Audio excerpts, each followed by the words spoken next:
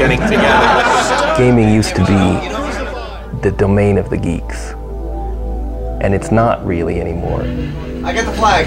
You got it? Oh shit, maybe not. I got it. Are we too old? I have front door. Nah. To Halo 2? Halo 2. And Bungie. And Bungie. What do? I make guns.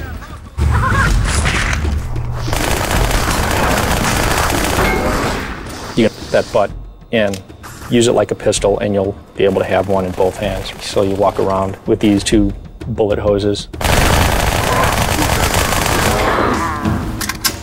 There's the battle rifle, right? If you're like me, it'll be the weapon that you fall back on throughout the entire game, because it's the go-to gun. It'll hopefully actually behave more like a rifle than the assault rifle did from Halo, which was more of a submachine gun. It suffered from the same things that all video game weapons suffer from, and that is they do not behave like their real-world counterparts. South Carolina, it was a trip for reference to see basically how Marines moved, how they reacted in combat situations, formations. We show up on a farm and we're kind of like, how serious could these guys actually be? And then we turn the corner and see a table full of guns. Not only one table, but two picnic tables full of guns. Actual military issue service weapons.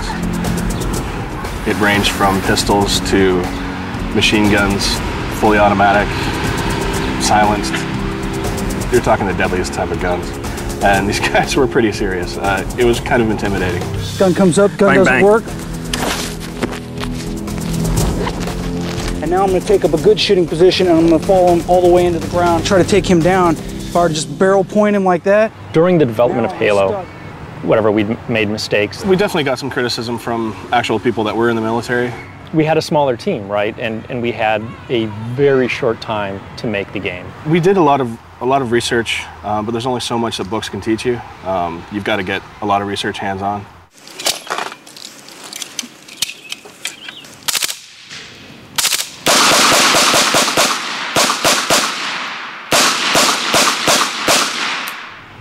It isn't very often where you get to see guys who really know what they're doing. And at full extension, now you're holding it out here by itself. Being able to stand back and observe brass ejecting from the weapon. And the most surprising thing for me was basically the communication between a two-man unit. Moving! Move! Touching your partner's back when he's in front of you. Marines going into combat formations, how they'd handle certain situations, how they'd handle multiple opponents, single opponents. We're trying to go far and above what we've done in Halo 1.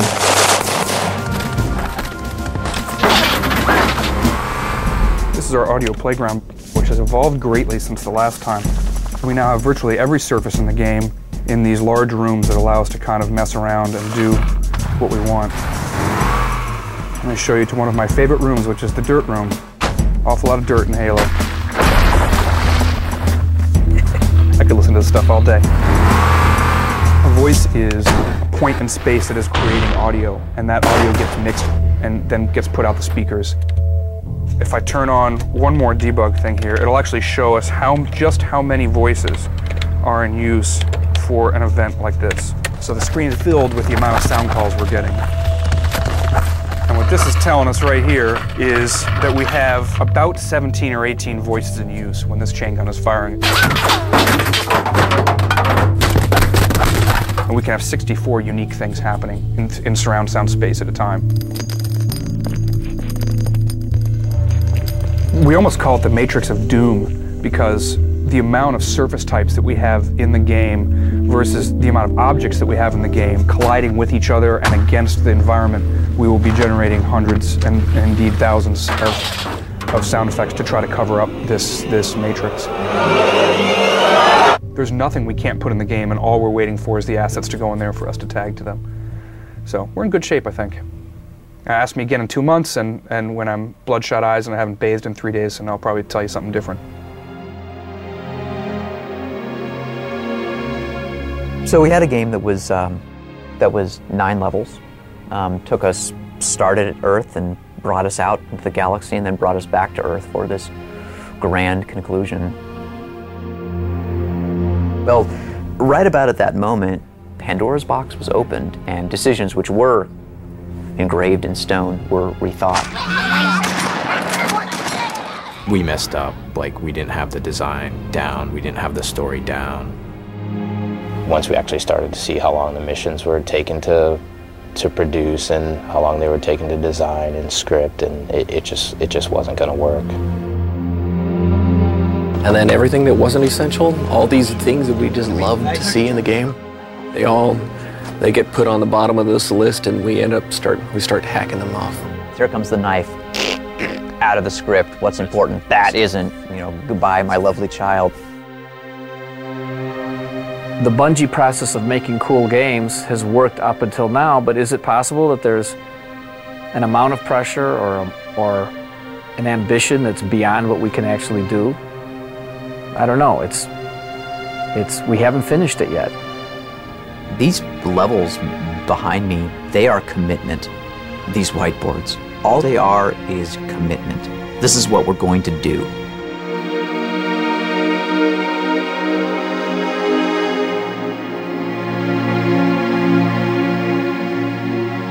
The time for constructive feedback is done, and it's time to work.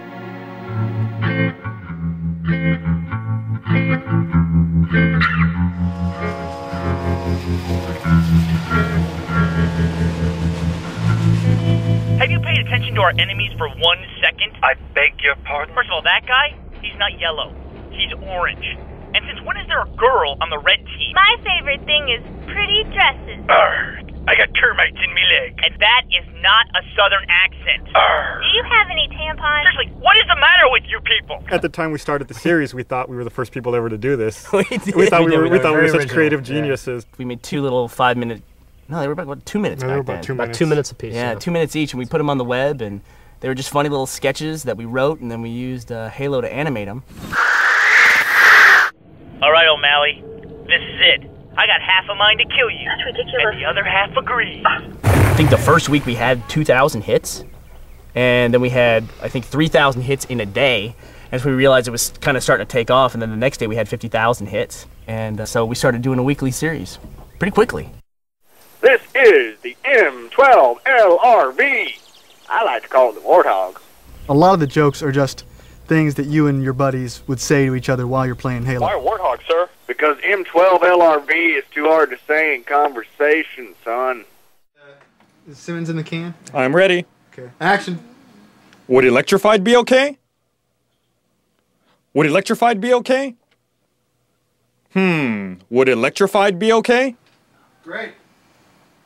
Well, as you can tell, we are in the old closet for this bedroom out here. We still have the wooden bars where you'd be hanging your clothes. When's it gonna be Simmons' turn? When?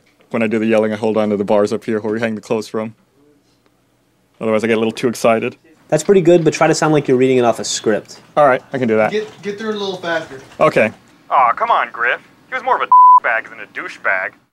I'm wearing a training bra. I'm wearing a training bra. Try emphasizing I'm. There's a really weird feature in Halo. I won't call it a bug, out of respect. The position a character is normally in when playing the game, they have their gun up, they're looking around for somebody else going to shoot them, and then as you lower the gun, the character looks down, but at the last minute there looks back up. And we can make them bob their head to talk, to show who's talking, movement. We can have them turn to face people. Well, looks like Caboose has hurt himself. This is the bug that makes it possible. You know, without this, we couldn't do it. Caboose get his head stuck in the freezer again. It's a beautiful game. I mean, there's still, I don't think there's a better looking game for the Xbox since it's come out. No, I don't know. I'd like to keep doing it basically as long as Bungie and the fans will put up with it.